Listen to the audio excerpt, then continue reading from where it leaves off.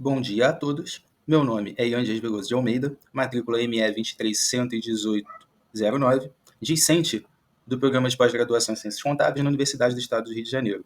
Trata-se de apresentação ao mestrado de Ciências Contábeis e o evento é o consórcio mestral, o primeiro consórcio mestral, data de 15/6, e subentende-se que é uma pré-qualificação. O título da dissertação é Análise por Indicadores Financeiros e Orçamentários dos Municípios que Integram a Baixada Litorânea no Estado do Rio de Janeiro, um estudo da posição financeira, sob a ótica do going concern, à luz da teoria da legitimidade. O orientador é o professor Dr. Valdir Jorge Ladeira dos Santos, e a dissertação ela começa com uma frase de efeito, então eu trouxe para a apresentação essa frase de efeito também. Então, if men were angels, no government would be necessary. Se os homens fossem anjos, nenhum governo seria necessário. If angels were to govern men, neither external nor internal controls on government would be necessary. Então, se os anjos governassem os homens, não seria necessário nem o controle interno, nem o controle externo. Essa frase foi retirada do The Federalist Paper, number 51, ela é de Madison, 1788, e uma segunda frase que tem a ver com a dissertação é a qualidade da decisão é como o golpe certeiro de um falcão que lhe permite atacar e destruir sua vítima. Sun Tzu, A Arte da Guerra. Então, partindo para o objeto da dissertação, que é a tomada de decisão com base em informações úteis, eu achei de bom tom trazer a figura da American Accounting Association, da Associação de Contadores Americanos, que é representada pela atividade econômica, mostrando que todo o processo da contabilidade está fundamentado na economia e necessita de julgamentos contábeis, né? Precisa de um julgamento profissional, porque muitas vezes essas informações geradas pela contabilidade e como se vai fazer a contabilidade geram nuances de tons de cinza, shades of grey, conforme indicado, que no contexto da contabilidade refere-se à complexidade e à ambiguidade que podem surgir ao tomar decisões contábeis, diferentemente de áreas com regras absolutamente claras, decisões binárias, sim ou não, variável categórica, preto ou branco. A contabilidade muitas vezes envolve situações em que as respostas não são totalmente claras ou diretas. Para isso, necessita-se de um julgamento profissional com ética que gere um pensamento crítico para gerar decisões, para gerar informações úteis e tomar boas decisões, tá? Então as informações elas precisam ser úteis e confiáveis para que se gerem boas decisões, com base em informações úteis e julgamentos contábeis sólidos para uma sociedade próspera. E essas decisões vão refletir em toda a sociedade. Isso é a contabilidade. Então, agora nós estamos no quadro principal, em que ocorre toda a agenda da apresentação, em que eu vou explicitá-la para os senhores agora. O primeiro tópico é a introdução, começando com uma contextualização. O referencial teórico é a segunda seção. Terceira seção é a metodologia.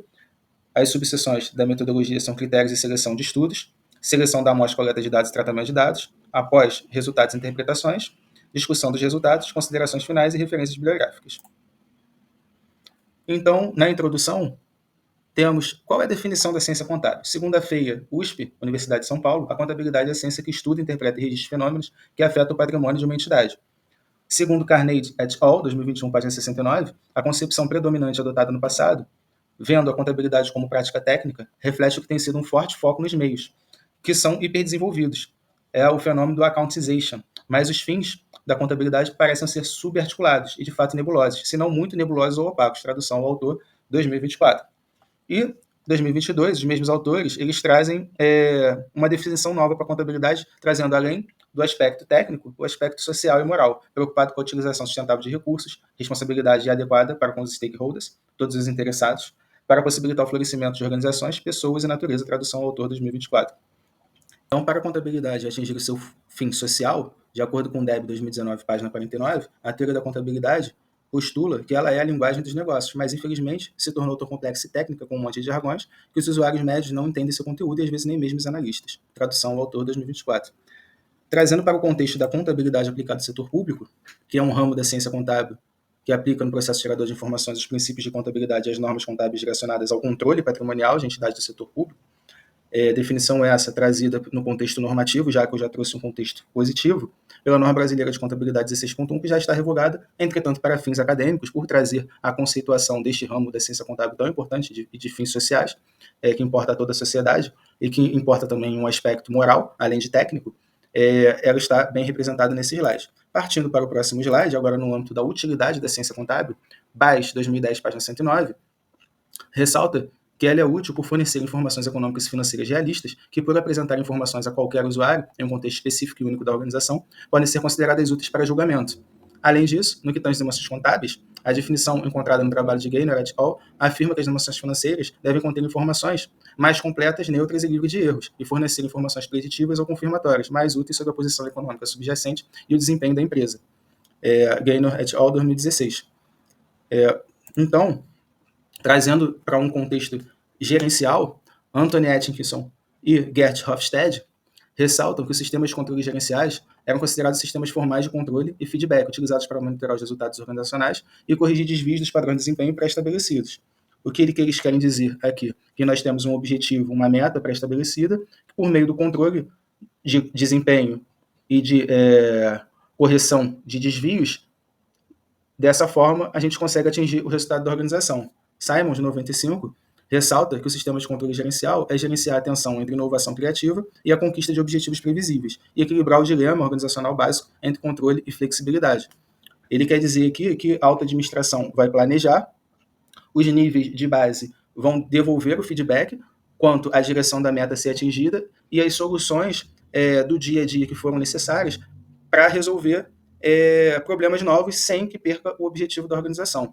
Então, pela mudança na teoria geral da administração, para essa tentativa de trazer o modelo gerencial, né, em detrimento do modelo patrimonialista e burocrático, o ambiente atual de negócio se tornou competitivo e acelerado, globalizado, né? Então, decisões de qualidade são cruciais. Em 2006, a contabilidade é vista como uma atividade de medição que fornece relatórios financeiros para apoiar os tomadores de decisão e suas decisões de negócio.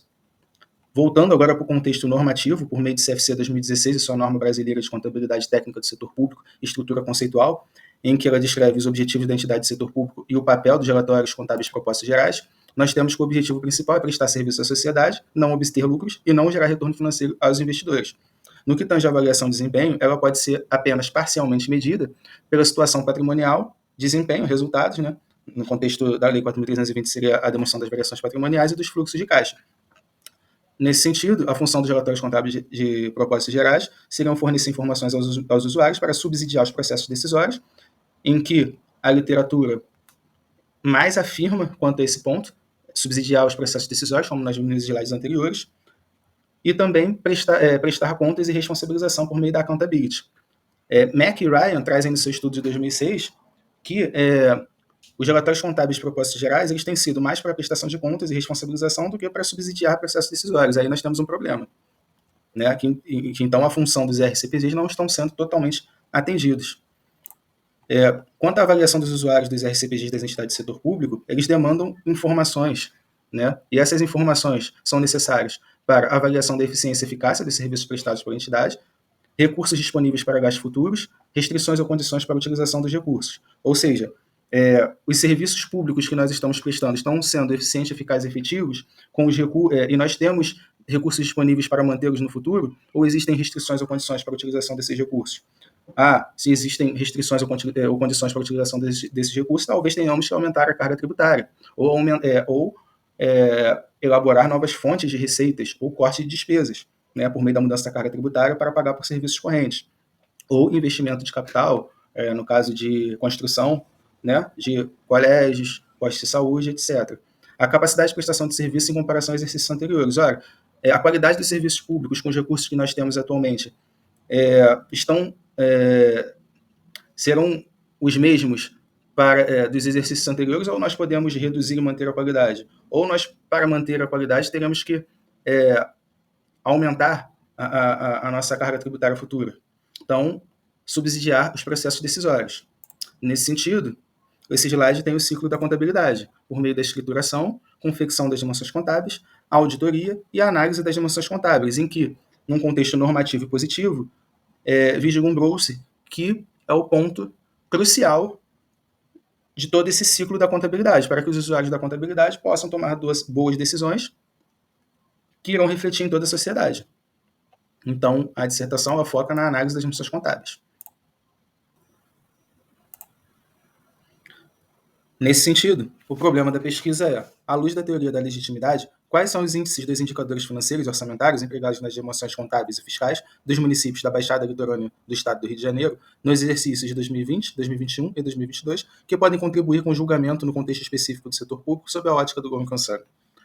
Para se responder ao problema de pesquisa, estabeleceu-se o seguinte objetivo geral: investigar, à luz da teoria da legitimidade, sob a ótica do going concern, de que forma podem contribuir os índices dos indicadores financeiros e orçamentários na provisão de informações gerenciais para o julgamento e tomada de decisão em um contexto específico do setor público. Ainda na seara dos procedimentos metodológicos, quanto aos fins, a pesquisa é descritiva, pois, segundo Vergara, 2016, página 42, expõe características de determinada população ou de determinado fenômeno, pode também estabelecer correlações entre variáveis e definir sua natureza, não tem compromisso de explicar os fenômenos que descreve, embora sirva de base para tal explicação. Além disso, é uma pesquisa documental, pois é realizada em documentos de domínio público, constantes de seus portais eletrônicos na internet, e é bibliográfica, pois desenvolve-se um estudo sistematizado com base em artigos científicos, bases de teses e dissertações, ou seja, material acessível ao público geral, Vergara 2016. Quanto aos meios, trata-se de pesquisa concomitantemente bibliográfica e documental. Ela é bibliográfica, pois investiga na literatura os indicadores comumente utilizados para a avaliação da posição financeira, e é documental, pois os dados em que se realiza a análise advêm das prestações de contas de governos dos municípios da Baixada Litorânea. Quanto aos fins, trata-se de uma pesquisa descritiva, pois pretende expor as características das metodologias de análise de demonstrações contábeis aplicadas ao setor público, DECASP, por meio de indicadores que fornecem informações gerenciais amplamente utilizados. Para ilustrar o problema de pesquisa, temos a seguinte figura.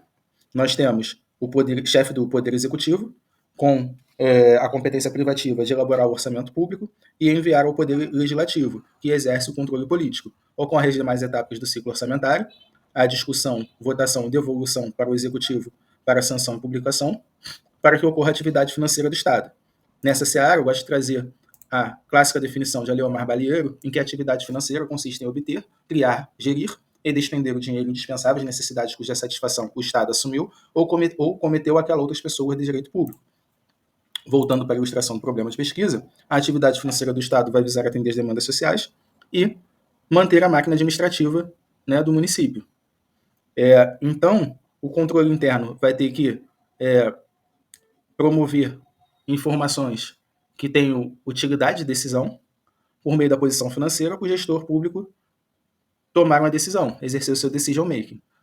Então, com base nessas informações de posição financeira, serão extraídas informações sobre a capacidade de participar em transações de despesa ou, se necessário, contingenciamento de despesas.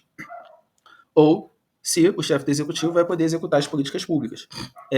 O que vai influenciar são fatores financeiros e orçamentários, por meio dos índices, dos indicadores, provenientes dos indicadores, que advêm das demonstrações contábeis e que podem, essas demonstrações contábeis, por meio de referências cruzadas, ser explicadas nas notas explicativas.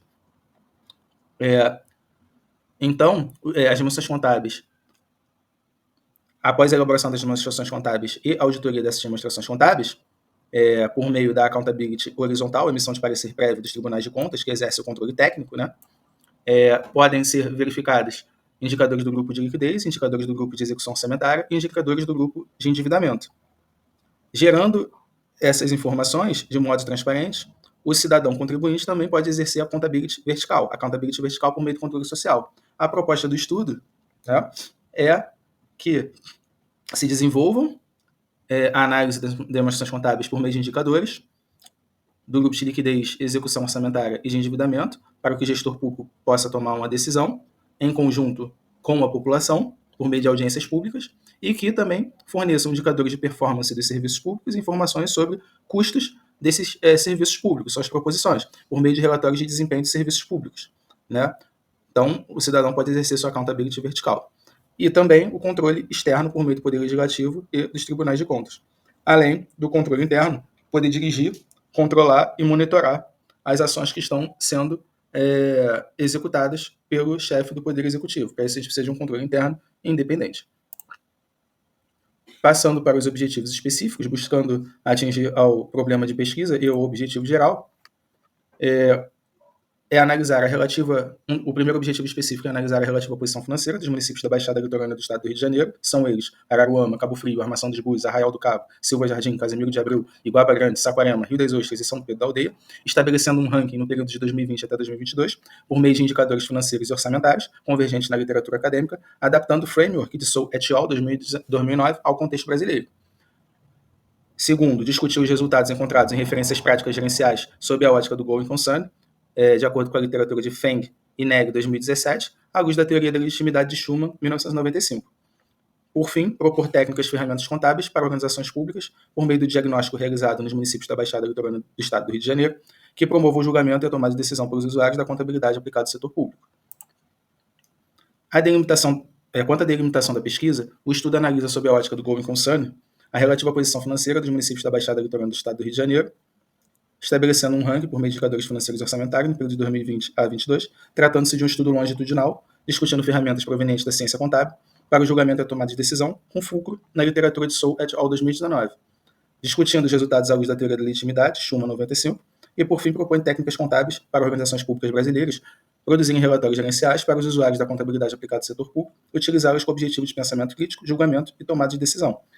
Para ilustrar, eu trouxe aqui a figura de acordo com o CPER de 2010, que demonstra a região da Baixada Litorânea com seus 10 municípios: Silva Jardim, Casimiro de Abreu, Rio das Ostras, Saquarema, Araruama, Arraial do Cabo, Iguaba Grande, São Pedro e Aldeia e a Armação dos Búzios, compondo 10 municípios, tá? De acordo com a classificação do CPER de 2010. Cachoeiras de Macacu e Rio Bonito, em 2013, chegou um momento que eles eram situados dentro dessa região, mas eles foram retirados, integrados dentro da região metropolitana. No contexto da posição financeira, ainda na delimitação da pesquisa, Sou et al., 2009, página 76, especifica que existe duas abordagens diferentes para comparar os indicadores financeiros dos municípios: a análise da posição financeira comparativa e a análise da condição financeira comparativa. Esse estudo está delimitado à posição financeira. Uma análise da posição financeira comparativa os indicadores financeiros para comparar uma unidade de governo ou um grupo de jurisdições com jurisdições em situação semelhante, a fim de estabelecer a posição relativa dessa jurisdição para cada indicador financeiro. A análise comparativa da posição financeira classifica as jurisdições e compara cada jurisdição com a média ou mediana do grupo. Ela não avalia a condição financeira de cada município. Este estudo está delimitado a avaliar a posição financeira relativa dos municípios, não incluindo a análise da condição financeira dos municípios. No que tange a relevância, justificativa e contribuições, iniciando pela relevância, Sinervo e Rapala, 2019, página 558, destacam que para tomar boas decisões, os decisores precisam compreender as operações financeiras e a situação financeira dos municípios que representam. Então, aqui na figura do chefe do Poder Executivo.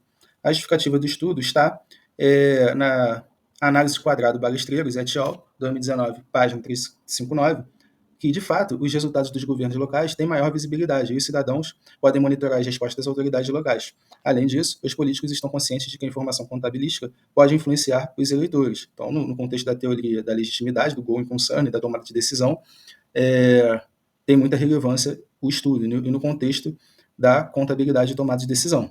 Tá? A justificativa para selecionar os municípios da Baixada Litorânea está na literatura de Sou et al. 2019. A identificação dos grupos de cidades necessita ser comparável, possuir um perfil muito semelhante à cidade-alvo, que se constitui um grupo de 10 a 12, permitindo uma análise suficiente para determinar tendências financeiras. Então, as Baixadas Litorâneas possuem 10 municípios, está dentro da literatura acadêmica. Além disso, existe a necessidade que os auditores de controle externo, integrantes do Tribunal de Contas do Estado do Rio de Janeiro, TCRJ, emitam um parecer prévio, sobre a continuidade das operações para governos auditados pelo Estado. Tá? A justificativa está no contexto internacional, em que o auditor externo de demonstrações financeiras para governos locais e estaduais tem a responsabilidade de avaliar a capacidade do governo de continuar operando por um período razoável de tempo, não excedendo um ano após a data do balanço patrimonial. O Instituto Americano de Contadores Públicos Certificados, American Institute Certified Public Accountants, fornece orientações para os auditores sobre a avaliação da continuidade operacional dos governos locais e estaduais, State and Local Governments. A avaliação do auditor é baseada no conhecimento do auditor sobre condições ou eventos relevantes que existam na data do relatório do auditor, ou que tenham ocorrido antes dessa data. Informações sobre tais condições ou eventos são obtidas a partir da aplicação de procedimentos de auditoria planejados e executados para alcançar objetivos de auditoria que estão relacionados às afirmações da gestão incorporadas nas demonstrações financeiras auditadas, incluindo as afirmações exigidas pela declaração número 56 do GAGE. A seção AUC 570 fornece orientações ao auditor sobre a adequação da divulgação nas demonstrações financeiras, a necessidade de modificar o relatório do auditor, a documentação de auditoria concernente à avaliação da continuidade operacional do auditor. Isso aí é a opinião do auditor, né? Além disso, a seção AUC 570 afirma que normalmente informações que contradizem significativamente a suposição de continuidade operacional estão relacionadas à incapacidade da entidade de continuar a cumprir suas obrigações, à medida que vencem sem uma disposição substancial de ativos fora do curso normal dos negócios, reestruturação de dívidas, revisões forçadas externamente de suas operações ou ações semelhantes. AICPA, 2015, página 509. Ainda no contexto da relevância justificativa, mais especificamente em contribuições, temos que as contribuições práticas, de acordo com Groves, Götze e Schumann, 1981, página 6, escrevem que sistemas de indicadores provêm ferramentas para que uma cidade poderia usar para monitorar mudanças na condição financeira, e Sou et al., ela fala que determinar a posição financeira é preliminar à análise da condição financeira, identificar problemas financeiros emergentes a tempo de tomar medidas corretivas, identificar problemas existentes dos quais a cidade pode não estar ciente, desenvolver ações corretivas para lidar com esses problemas, projetar necessidades financeiras futuras. A análise de indicadores promove essas contribuições, obter uma imagem clara dos pontos fortes e fracos financeiros da cidade para a apresentação ao Conselho da cidade, no caso do contexto brasileiro, de audiências públicas, né, grupos de cidadãos, então promove transparência, agências de classificação de crédito e outros grupos que necessitem saber. No caso brasileiro, os municípios não podem emitir títulos de dívida, né? Fornecer uma perspectiva de longo prazo para as deliberações orçamentárias. No contexto social, Silva e Acuse 2021, página 85, dispõe que os indicadores financeiros são utilizados para 4 propósitos. No contexto social, temos a transparência, accountability, de compliance, monitoramento de performance, benchmarking, a obter acesso à saúde financeira dos municípios e ajudar em momentos de crise provocados por variáveis externas. Então, reforçando o contexto social, o mês de maio de 2024 registrou a maior ou uma das maiores tragédias climáticas do estado do Rio Grande do Sul. Nesse sentido, os municípios, o chefe do Poder Executivo, possuírem indicadores da saúde financeira de seus municípios, ajudariam nesse contexto de variáveis exógenas. Sou et al., 2009, página 77, dispõe que grande parte da literatura sobre análise financeira comparativa concentra-se na condição financeira dos governos locais. Então, o estudo ele busca contribuir academicamente, cobrindo um gap da literatura, fazendo a análise da posição financeira desses municípios. Agora, no contexto das limitações, segundo Da Silva, 2019, página 7, ele dispõe que a maioria das entidades públicas não possuem contadores e as massas contábeis previstas na Lei 4.320/64 e na Lei de Responsabilidade Fiscal não são certificadas e auditadas. Petersen, em 1977, observou que a qualidade dos dados é muitas vezes de pouca utilidade, porque é frequentemente atrasada, difícil de obter e raramente uniforme. A saúde financeira, outra limitação é que a saúde financeira dos governos locais pode ser pior do que em outros períodos caracterizados pelo desenvolvimento econômico. Quadrado Balesteiros et al., 2019. Nesse sentido, por esta pesquisa, abranger o período da crise sanitária da Covid-19, sugere-se pesquisas futuras quanto à análise da posição financeira de municípios comparáveis em período posterior. E, quanto ao tempo, outra limitação, simplificou-se bastante esta pesquisa. Então, quanto à agenda, cumprimos a introdução e partimos para o referencial teórico. Então, o referencial teórico foi dividido em 4 itens: teoria da legitimidade, Going Concern, governança e governabilidade no setor público, índice de gestão municipal Aquila, IGMA, e contabilidade aplicada ao setor público, posição financeira e indicadores financeiros e orçamentários. Começando pela teoria da legitimidade, a definição mais relevante é de Dolan e Pfeiffer, 1975, que é definida como uma condição ou status que existe quando o sistema de valores de uma entidade é congruente com o sistema de valores do sistema social mais amplo do qual a entidade faz parte. Quando uma disparidade real ou potencial existe entre os dois sistemas de valores, há uma ameaça na legitimidade da entidade. Partindo para o slide da teoria da legitimidade, segundo Schumann, 1995, em que ele conceitua a legitimidade organizacional como uma percepção generalizada da suposição de que as ações de uma entidade são desejáveis, adequadas ou apropriadas dentro de um sistema socialmente construído de normas, valores, crenças e definições. Ainda segundo o mesmo autor, ele identificou 3 tipos principais de legitimidade: a pragmática, a moral e cognitiva. Então, ele sugeriu que estratégias podem ser propostas em relação a cada subtipo. A legitimidade pragmática refere-se às avaliações utilitaristas que os stakeholders fazem ao examinar o comportamento de uma organização para avaliar como são afetados tangivelmente por qualquer uma de suas atividades. Então, se não há indicadores inteligíveis pela população, não há accountability vertical em bases racionais. Segundo Henry, 2006, página 81, sistemas de medição de desempenho podem ser usados para justificar ações ou decisões passadas que foram anteriormente feitas. A legitimidade moral refere-se a uma avaliação normativa positiva de uma organização e suas atividades do ponto de vista do sistema de valores socialmente construídos da audiência. Quando as propriedades técnicas dos resultados são socialmente definidas e não existe em um sentido concreto, uma organização é julgada de acordo com as consequências socialmente valorizadas de suas atividades, procedimentos e estruturas socialmente aceitos que adota. Schumann, 1995. Então tá, mas o que a análise por indicadores tem a ver com a teoria da legitimidade? Ilustra-se uma parte do problema da pesquisa por meio dessa figura, que é um adaptado de Islam Korubi e Nishtani, 2021, página 1754. O chefe do executivo ele tem a competência de executar políticas públicas. Então, à medida que a contabilidade, além de uma ciência que tem como meio a técnica, ela também tem o fim de atingir o objetivo moral e social. Com isso, a teoria da legitimidade ela tem como fundamento o contrato social da organização, do Estado, com a sociedade, por meio de critérios socialmente aceitos. Então, existe um contrato social codificado representando as expectativas da sociedade e outro contrato social não codificado representando as expectativas da sociedade. Nesse sentido, ocorre estratégias de legitimidade por meio do ato de divulgar informações de caráter público, por meio dos relatórios contábeis de propósitos gerais. À medida que os gestores públicos começam a se preocupar com a divulgação desses índices de indicadores de políticas públicas, né, de continuidade operacional do município, que pode se estabelecer um benchmarking, à medida que isso é mensurável, pode ocorrer a ameaça à legitimidade organizacional.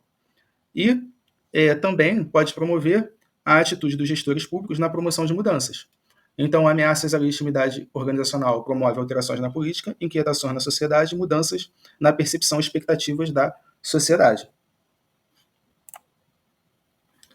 O que quer dizer com o contrato social codificado? O que está positivado na Constituição, nas leis e regulamentos. E o contrato social não codificado é o moral, cognitivo. Tá? No que tange ao Going Concern, governança e governabilidade, temos que, segundo Feng e Neg, 2017, página 176, pareceres sobre a continuidade das operações de Going Concern Opinions GCOs indicam que os auditores têm dúvidas significativas sobre a capacidade de uma entidade continuar operando um ano após a data do balanço patrimonial. Então, em 2019, o Conselho de Normas de Contabilidade Governamental, Government Account Standards Board, divulgou a declaração número 56, que é a codificação das orientações de contabilidade e relato financeiro contidas nas declarações de auditoria do American International Certified Public Accountant, AICPA. A declaração número 56 do GASB esclareceu as responsabilidades da gestão envolvendo a notificação de continuidade das operações para unidades governamentais, FENG-NEG 2017. De acordo com o Referencial Básico de Governança Organizacional, TCU 2020, a governança pública organizacional compreende essencialmente os mecanismos de liderança, estratégia e controle postos em prática para avaliar, direcionar e monitorar a atuação da gestão. Tem tudo a ver com os indicadores financeiros e orçamentários e suas interpretações, com vistas à condução de políticas públicas e à prestação de serviços de interesse da sociedade, que é o objetivo principal dos gestores públicos, né, do Estado, prestar serviços da organização pública, prestar serviços de interesse da sociedade, não obter lucros, como nós vimos nos slides anteriores. Já a governabilidade refere-se às condições políticas, à capacidade e à legitimidade que um governo tem, isto é, está vinculada à ação do governo em si, de governar. Então, a partir do momento que indicadores, inclusive indicadores podem ser perigosos, né, porque eles podem afetar a legitimidade de um chefe de poder executivo, podem afetar a governabilidade e, ao mesmo tempo, eles promovem a governança pública, no sentido de avaliar, direcionar e monitorar a atuação da gestão. E no sentido de verificar o going concern desses municípios. Ora, o endividamento dele está aumentando, os ativos não estão conseguindo cobrir os passivos. Ora, o controle externo tem que emitir uma opinião sobre isso. Qual a opinião do controle externo sobre isso? Para isso que a gente tem um controle externo e um controle interno também. Então, vamos lá. A declaração número 34 do GASB, parágrafo 11H, exige que um governo inclua uma discussão no MD&A sobre fatos, decisões, condições atualmente conhecidas que se espera terem um impacto significativo na posição financeira ou nos resultados operacionais do governo. Com base nos requisitos do GASB 34, um governo deve ter uma discussão sobre questões potenciais associadas à continuidade operacional no relatório deles, né, na opinião do auditor, dependendo dos fatos e circunstâncias que possam levantar dúvidas substanciais sobre a capacidade do governo de continuar operando. A declaração número 56 do GASB coloca vários requisitos para divulgações em nota se um governo determinar que há dúvida substancial sobre sua capacidade de continuar como uma entidade em funcionamento pelo período de 12 meses subsequente à data do balanço patrimonial ou pouco depois. Como resumido pelo AICPA 2015, esses requisitos de divulgação em notas incluem descrições de condições e eventos pertinentes que revelam a avaliação de continuidade operacional, possíveis efeitos dessas condições e eventos, a avaliação dos oficiais do governo sobre a significância dessas condições e eventos, fatores mitigadores potenciais, descontinuação de operações e planos dos oficiais do governo, incluindo informações financeiras relacionadas, etc.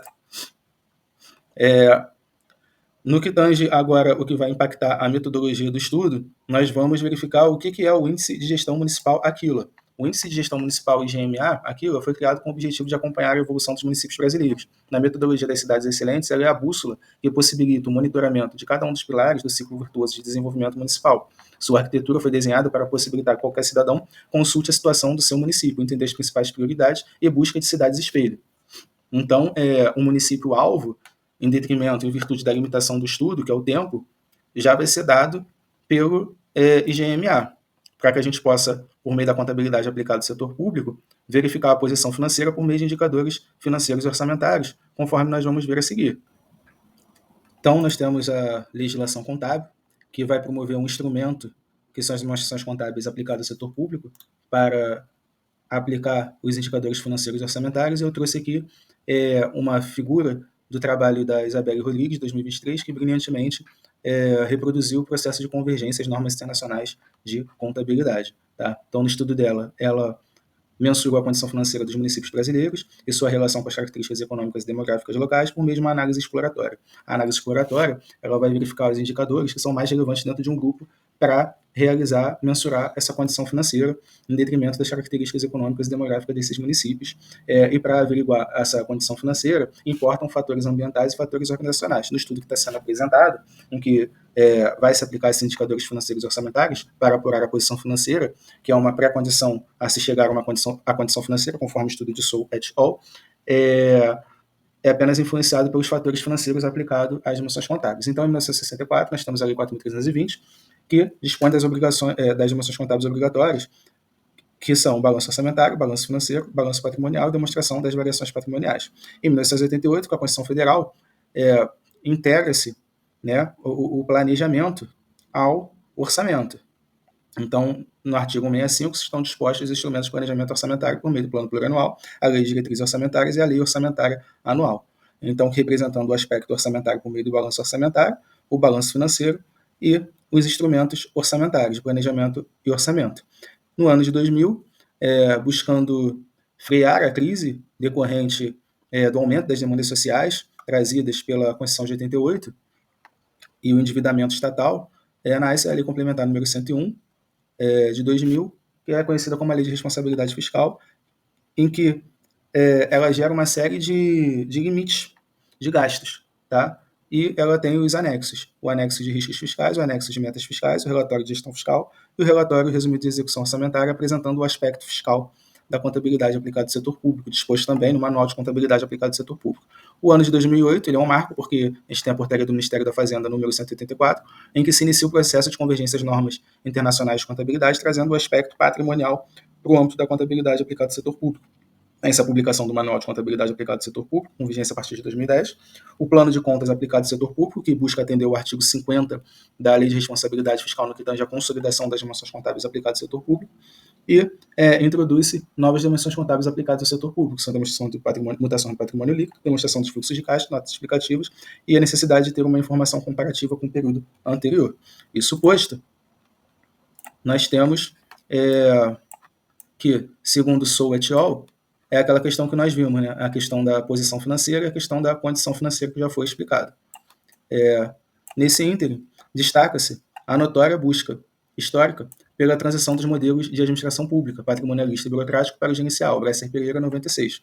Essa evolução é fundamental para a gestão pública, especialmente diante do fenômeno do New Public Management, NPM, RUD, 91 e 95, que obteve reconhecimento global e no Brasil recebeu um impulso significativo através do PEDRAE, Plano Diretor da Reforma do Aparelho do Estado, de 1995. Brasil 95 e a Emenda Constitucional de 9 de 1998, que tornou explícito o princípio da eficiência da Carta Política de 1988 e, consequentemente, na administração pública.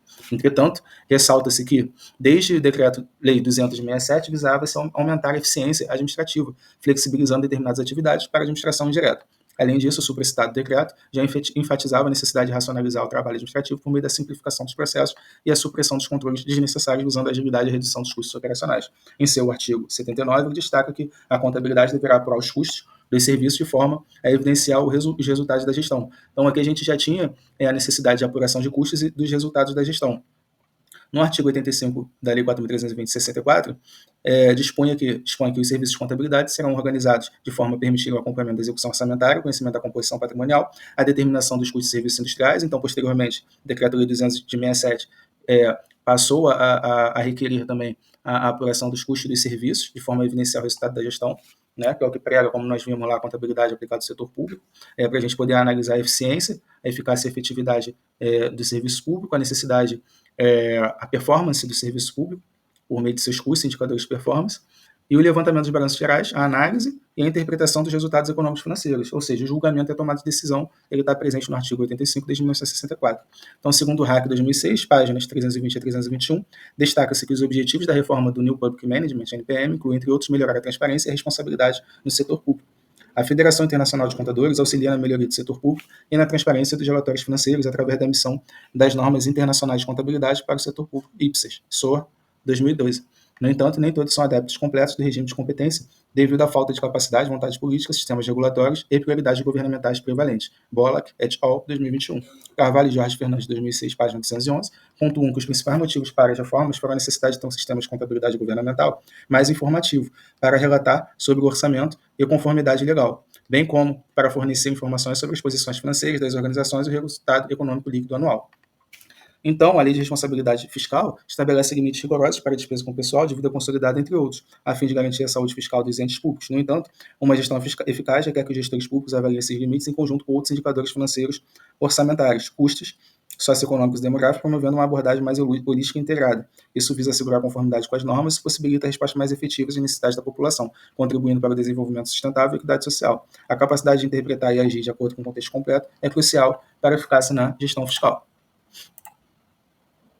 Então, finaliza-se o referencial teórico e começa a apresentação da metodologia. Então, na metodologia do estudo, nós temos o início do estudo com a seleção de cidades semelhantes. Utiliza-se o sistema de pontuação, o índice de gestão municipal Aquila. Promove-se o agrupamento por indicadores, população, receita, despesa e atividade econômica. Analisa-se os indicadores financeiros. Lembrando que isso daqui já foi feito já pelo sistema de pontuação Aquila, em detrimento do tempo reduzido. Ocorre a comparação com a média ou a mediana do grupo, desses indicadores financeiros e orçamentários, indicadores de receita, despesa per capita, solvência, capacidade de pagamento de dívidas, por exemplo, para monitoramento de tendências financeiras, por meio do estudo longitudinal, identificação de variações ao longo do tempo, avaliação comparativa da posição financeira e uso de benchmarks e padrões da indústria, para a determinação da performance da cidade. Chega-se ao fim do estudo. No que tange ao critério de seleção de estudos e seleção da amostra, coleta e tratamento de dados, temos o Preferred Items for Systematic Literature Review and Meta-Analysis, o PRISMA. Então, buscou-se no banco de dados da Scopus, da WASH, Web of Science, e adicionou-se artigos de outras fontes. Agregou-se essas fontes, removeu-se os duplicados, por meio das ferramentas automáticas, chegou-se a esses valores antes da agregação, né, removeu os duplicados, chegamos aos registros selecionados, aos registros excluídos. Então, tivemos aqui 92 avaliados quanto à legibilidade, 92 artigos e dissertações, excluiu-se textos completos pelas razões explicitadas na dissertação, que uns falavam somente de auditoria, outros falavam de reporte da informação contábil social, que não estava totalmente alinhado ao conteúdo do estudo. E chegou-se à inclusão no referencial de 50 artigos e dissertações. Entre artigos e dissertações tiveram 50 itens. Tá? Então, quanto à seleção da amostra, nós utilizamos dados auditados, tá? Então, dados fiscais são os relatórios da Lei de Responsabilidade Fiscal. E nesse link de mapa de fiscalização é possível localizar as prestações de contas anuais, além de ter sido solicitado todos os processos via Lei de Acesso à Informação. Tá? Outros dados foram recolhidos no Índice de Gestão Municipal Aquila, que é a plataforma de tecnologia e inovação desenvolvida pelo Instituto Aquila, com o objetivo de promover o ciclo virtuoso de desenvolvimento humano. Então, os indicadores reúnem dados de 5.568 cidades, dentre elas as analisadas nesse estudo da Baixada Litorânea. Em constante evolução, a plataforma contempla 72 indicadores. Então, nos 6 pilares de governança, eficiência fiscal e transparência, educação, saúde e bem-estar, infraestrutura, mobilidade urbana, sustentabilidade, desenvolvimento socioeconômico e ordem pública.